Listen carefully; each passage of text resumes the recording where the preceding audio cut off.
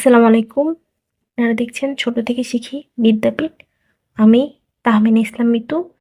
আজকে আমরা ৫ম শ্রেণীর অধ্যায় ১ গুণের অনুশীলনী ১ এর অঙ্ক করব। অনুশীলনী ১ এর ৫ নাম্বার অঙ্কটি প্রশ্নে দেয়া আছে, গ্রামবাসীরা গ্রামের রাস্তা মেরামতের জন্য টাকা তোলার সিদ্ধান্ত নিলেন। গ্রামে ৩২৪টি পরিবার আছে। প্রত্যেক পরিবার যদি ২৫০ টাকা করে জমা দেয় তাহলে সর্বমোট কত টাকা হবে? প্রত্যেক পরিবার মানে হচ্ছে একটি পরিবার, মানে একটি পরিবার ২৫০ টাকা করে জমা দেয়।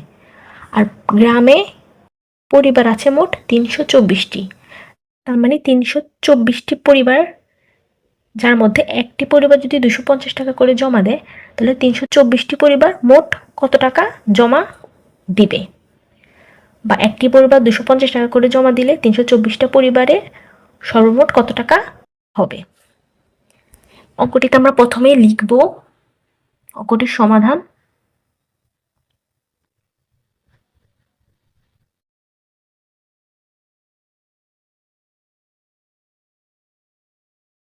সমাধানে আমরা প্রথমেই লিখব একটি পরিবার জমা দেয়।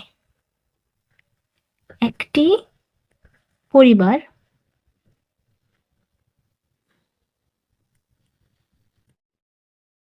একটা পরিবার জমা দেয়। একটি পরিবার জমা দেয় হচ্ছে ২৫০ টাকা। একটি পরিবার জমা দেয় ২৫০ টাকা। সুতরাং গ্রামে মোট পরিবার আছে ৩২৪টি। সুতরাং ৩২৪টি পরিবার,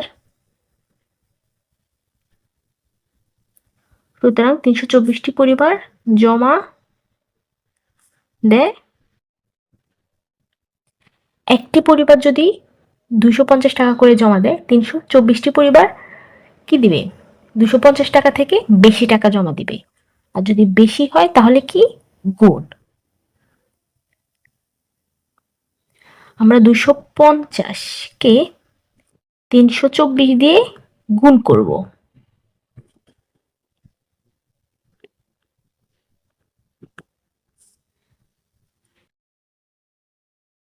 ২৫০কে যদি ৩২৪ দিয়ে গুণ করা হয় তাহলে কত হয়?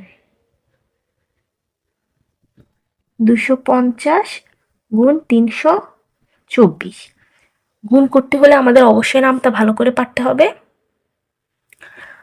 আমরা জানি যে কোনো সংখ্যাকে যদি ০ দিয়ে গুণ করে তাহলে ০ হয়।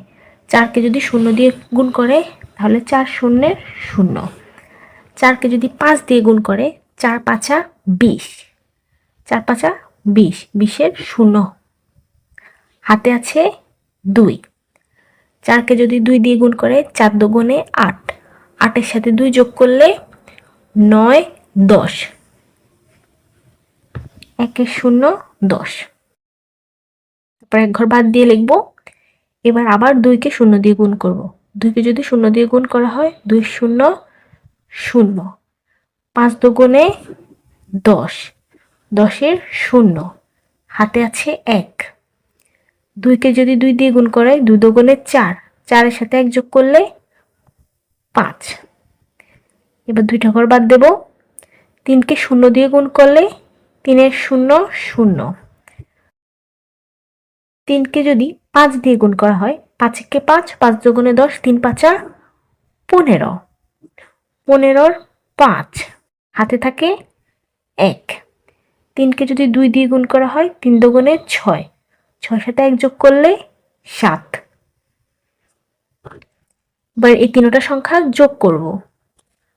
০-এর ০ ০ ০, ৫-এর সাথে ৫ যোগ করলে কত? ৬ ৭ ৮ ৯ ১০, ১ যোগ করলে ১০-এর সাথে ১ যোগ করলে ১১, ১১-র ১, ৭-এর সাথে ১ যোগ করলে ৮। তার মানে মোট টাকা হচ্ছে ৮১,০০০ টাকা। 250কে 324 দিয়ে গুণ করেছি আর হয়েছে 81,000 টাকা। সুতরাং সর্বমোট সর্বমোট 81,000 টাকা হবে।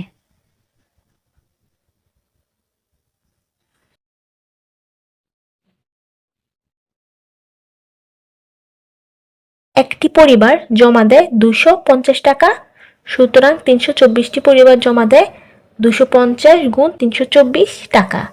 250কে 324 দিয়ে গুণ করলে হয় 81,000 টাকা, সুতরাং সর্বমোট 81,000 টাকা হবে। আমি আশা করি তোমরা অঙ্কটি বুঝতে পেরেছ। আজ এ পর্যন্তই। পরবর্তী ক্লাসে আমরা অধ্যায় 2 এর অনুশীলনীর অঙ্কগুলো করব। সে পর্যন্ত সবাই ভালো থাকবে। আসসালামু আলাইকুম।